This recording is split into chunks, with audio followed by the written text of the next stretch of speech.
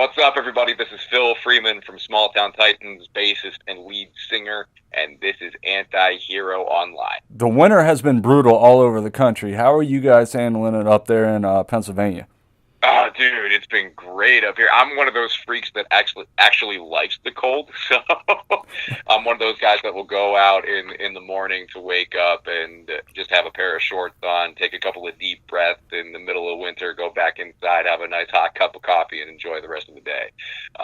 There's a lot of people that think I'm out of my mind for that, but I'm enjoying it for the most part, actually, as opposed to the majority of people, because the majority of people are sane and I am not. So, See, I'm originally from Wilkes-Barre, Pennsylvania, oh, so you are? That's awesome, dude.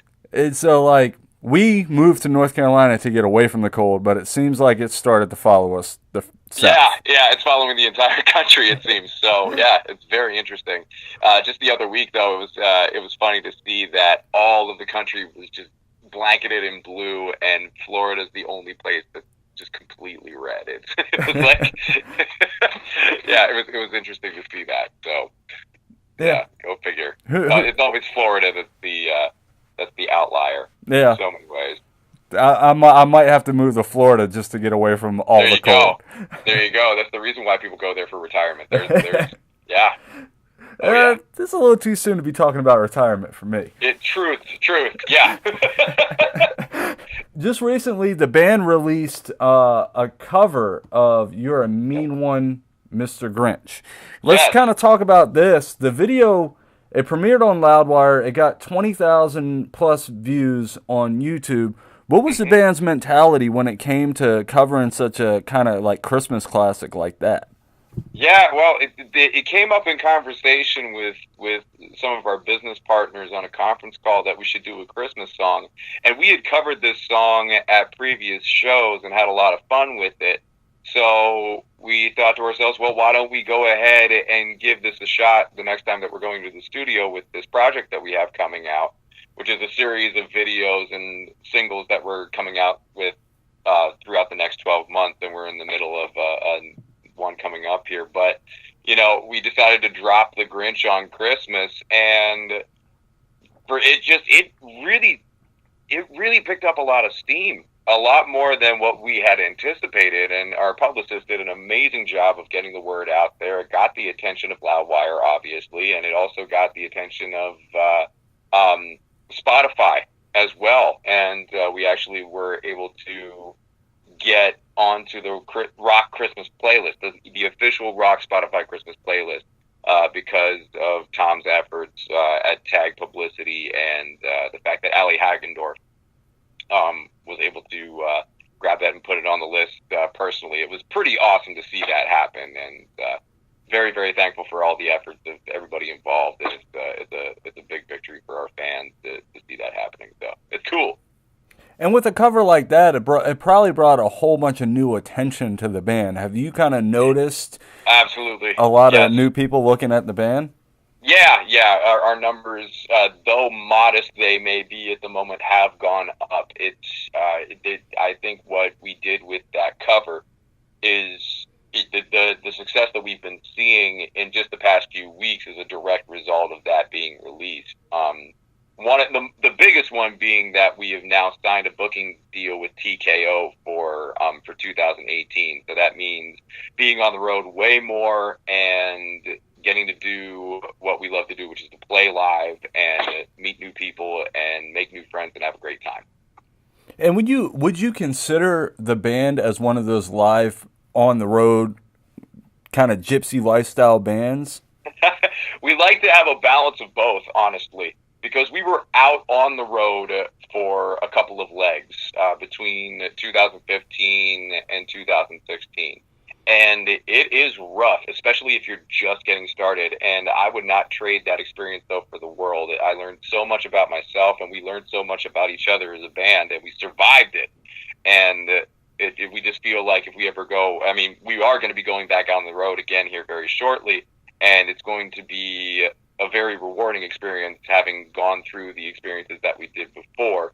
But to come back to the question, we want to not only just go out on the road, but also keep creating content online, on YouTube, on our social media platforms, and just continue to create there and sort of balance the two out. Maybe just, one half of the year going out on the road saying hi to everybody, and then the other half of the year just to make art and do what we do. Because what's so cool about this day and age is that everything is democratized as far as content building platforms are concerned. Like, anybody can make a podcast, anybody can make art, we all have the tools now to be able to do that. So it's an opportunity we don't want to miss from being out on the road 24/7. So balancing it out. Yeah, and you said the band likes to kind of release a single here and there and be like, yes. Hey, we're still here.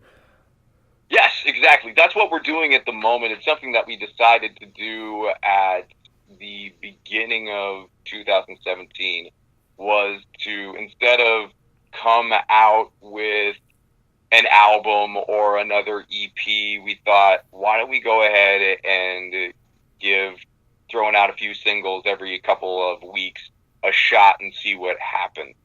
And instead of just making it a single, let's put a video with it. Let's make a cover video of a couple of songs that we enjoy. Let's do an acoustic cover of a few songs that we like. Let's release some new original material that's in a different genre than what we usually do. Let's just throw a bunch of stuff out there, be as creative as we possibly can, just for the sake of creating, and see what the people dig and what the people love. And we've gotten a lot of positive feedback from our fans and people that listen, both new and old fans as well. It's great to see what the response of that. Oh yeah, and it's keeping the band alive. Because sometimes when you go and you start recording an album, you go away for multiple months, and people kind of forget about who the band is. With this, you're kind of keeping content coming out at a steady pace.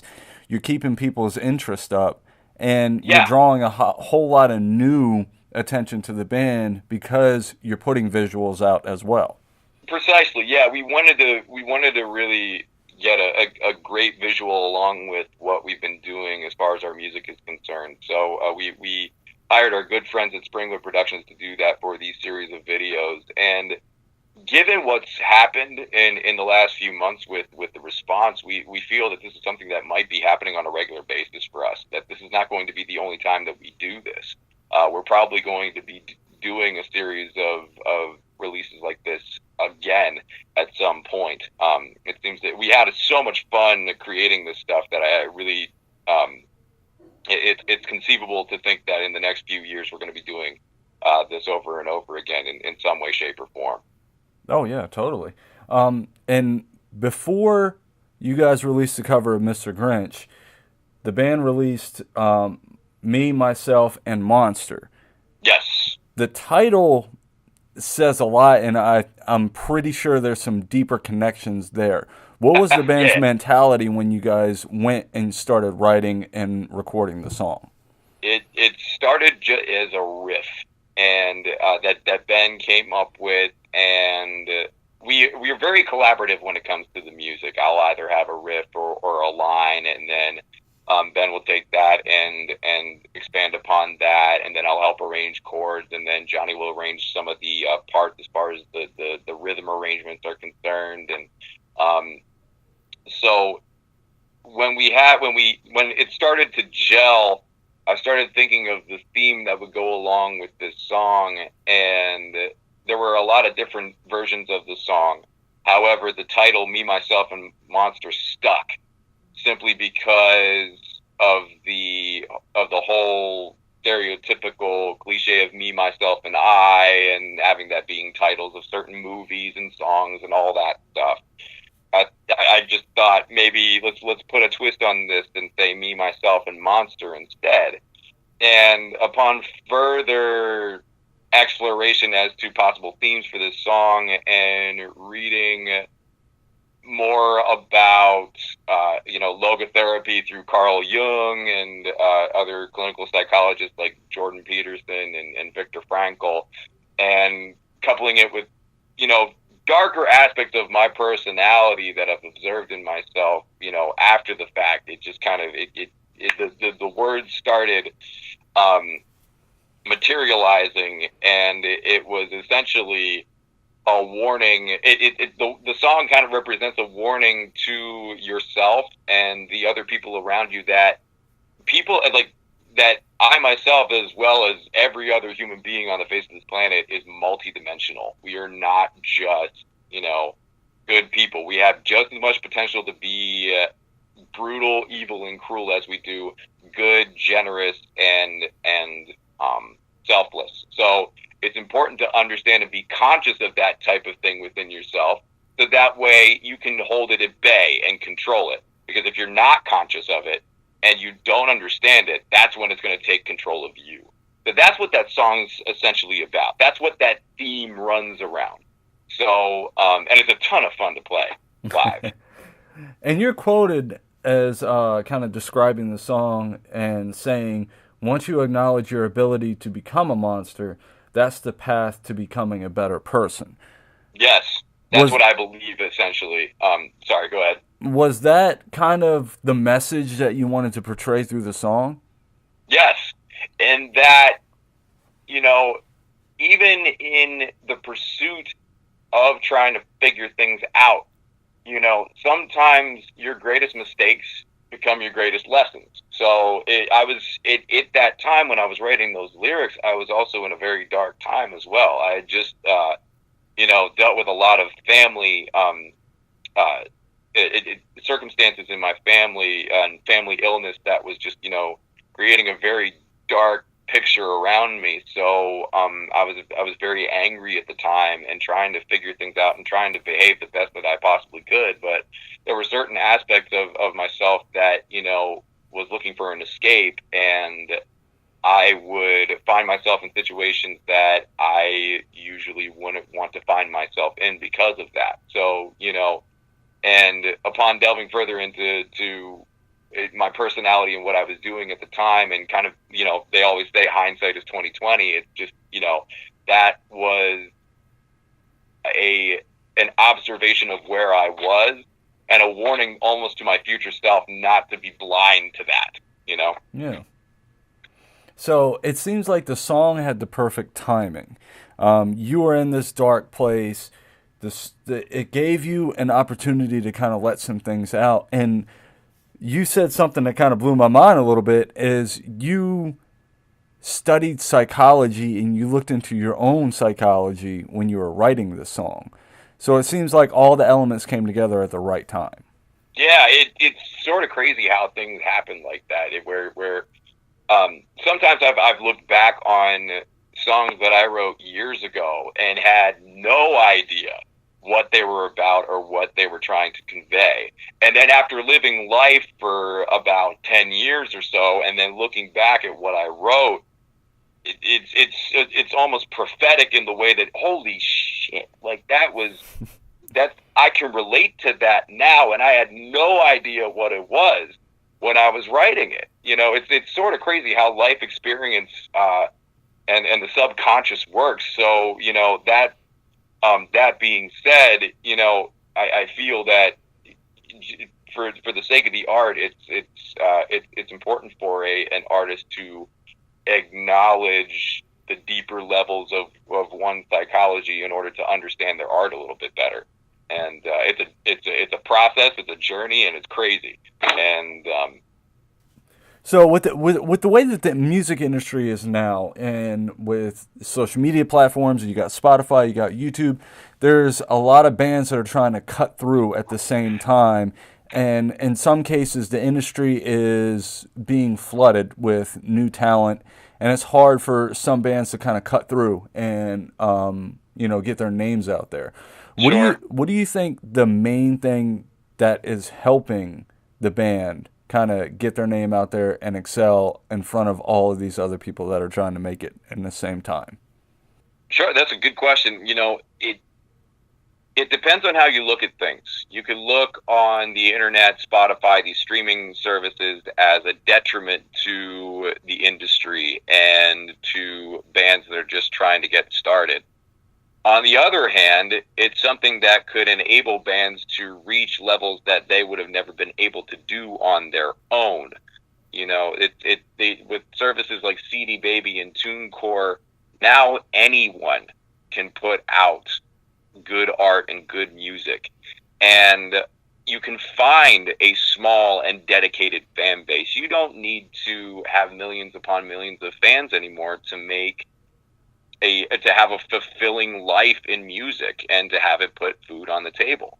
As long as there's a really great article out there called "1,000 True Fans," and if you can find something like that, where you can find 1,000 people that will support your work and your art and essentially be patrons to what you do as either an artist or a creator or whatever you do, whether it be a mathematician or whatever, that you are essentially set for life. So that's what I would tell, bands, or even if I could go back in time and tell myself and the rest of the band, look for 1,000 people that dig what you do and will support 90, if not 100% of what you come out with, and have that be the goal rather than world domination and all the fortune and fame in the world. That's if you can touch at least one person and have it be 1,000 people at the end of the day when all is said and done. That's what I feel is like a realistic goal for people. It's a really, really cool article. If you just search 1,000 True Fans, it doesn't only translate. It's a really, really good article that doesn't just translate to new startup bands, but also anybody that's starting an entrepreneurial venture, or even just trying to get something out, something started that involves a couple hundred to 1,000 people. So yeah, I'll definitely have to check that out. Yeah, it's cool. But at the end of the day, it's kind of like music with a purpose. If you can have an impact on someone's life, I mean, and this goes for any industry and anything that you do. If you can have an impact on someone's life and maybe change their mood for a moment, then you succeeded. Precisely. It's so important, I feel, to have meaning behind what one does. Whatever that meaning might be, as long as there's a meaning. Yeah. That it's a means to an end, not an end to a means. It's so gratifying to hear from people. And I'm blessed and lucky enough to have had this happen on a few occasions where people will come up to me and tell me how something that I created, something that came, that was channeled through me, somehow helped them get through a certain day or through a certain part of their life, or that they listen to the music every day and it puts them in a good mood and keeps in, looking at things in a positive light. That's really, really, really awesome to hear, and it's gratifying. It inspires me, and I'm sure the rest of my band to keep doing what we're doing, and we're very thankful for that. Hell yeah! Very, very thankful for that opportunity. That's what I love to hear right there. Yeah, man. 2018 pretty much just kicked off. We're a week in, working on the second week. What's the band's plan for 2018? We kind of touched on it a little bit, but can you go into depth a little bit? Yes, the next single that we'll be releasing is happening on January 11th.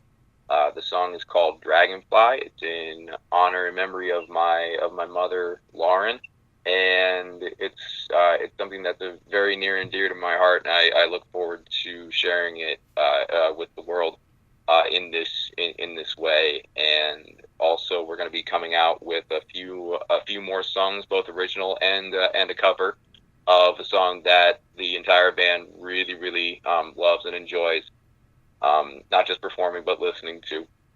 And we are also greatly looking forward to getting out there on the road in 2018, thanks to Andrew and our team over at TKO Booking Agency. Hell yeah. You talked about a cover. Can you give us a hint of maybe the band who you guys are going to be covering? Sure thing. It's a band that included one of, I feel, the greatest rock voices of the 90s and this generation. So you can probably discern that from that statement alone. Oh. Yeah. I got so many guesses on that one. It's yeah. There are many great voices out there, but this one in particular is part of the reason why I'm doing this, and part of the reason why I've been, that it's a huge inspiration. Hell yeah. In my life. So. Hell yeah. I can't wait to hear it, man. Yeah. And hopefully the band that I'm thinking in my head that it is really the band that you guys are covering. You'll see, dude. Hopefully we won't disappoint. I'll follow up with you to see. Yeah. Watch it be like, shit, dude. You totally missed the mark. And I'll be like, I'm sorry. Yeah. I set you up for disappointment. Yeah, please don't. Oh man. So with the upcoming tour and kind of like hitting the road again, are you guys gonna kind of like focus in the northern area, or are you gonna kind of hit the whole country and touch down in different places? We have no clue at this point. We have given Andrew our itinerary of what's going on, and this is a giant leap of faith for us. TKO takes care of their artists. They have an immensely good reputation, as we've heard. Obviously, you look at their roster, and it's a really, really awesome roster to be a part of. So we have full faith that whatever they throw our way is going to be an amazing opportunity to enjoy what we do and have some fun along the way. So. Oh yeah. So pretty much wherever the road takes you guys, you'll be there. It definitely, at least for this year, for sure. Hell yeah. That's pretty much everything that I got for you, man. Is there anything that I didn't touch on that you would like to add? Dude, that is perfect. Thank you so much for this interview. This was a great time, man. Thank you. It's no problem at all. And the fans can find you guys all over the social medias, on Spotify now. Yes. What do they need to type in when they look for you guys on the different social media sites? If you type into Google "Small Town Titans," we're there. We're there. That's one of we're probably the luckiest band in the world when it comes to that. When we decided on the name, there was no other Small Town Titans out there, which shocked me. I was like, what? There's no way. There's no way there's no other band that hasn't taken this name yet. Let's get all the domain names. Let's get all the, let's get all the social media, and let's go from there. So yeah, we're out there. We're out there. So we're not hard to miss. Just hit up the Google, type the name in, and then they'll take you from there.